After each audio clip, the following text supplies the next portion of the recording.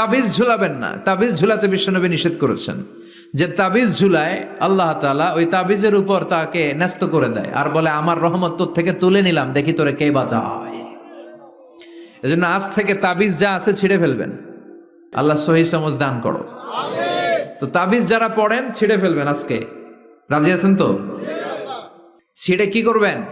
সূরা ফাতিহা পড়বেন, পড়ে ঝাড়ফুঁক চলবে আজকে থেকে। ঝাড়ফুঁক করা সুন্নাহ। আর তাবিজ দেয়া হচ্ছে বিদআহ, যেটা বিশ্বনবী শেখায় নাই, সাহাবারা শিখায় নাই, ওইটাতে আমরা যাব না। ঝাড়ফুঁক করবেন। আয়াতুল কুরসি পড়লে জিনভূত আসতে পারে? কথা বলেন। সূরা ফাতিহা পড়লে আর অসুস্থতা থাকতে পারে? বিশ্বনবীর সাহাবারা একবার সফরে বেরোলেন। সফরে বেরিয়ে হঠাৎ দেখলেন মরুভূমির মাঝখানে কিছু লোক জটলা পাকিয়ে রেখেছে, একটা লোক শুয়ে আছে। আবু সাঈদ আল খুদরি ছিলেন ওই সফরের লিডার। বললেন,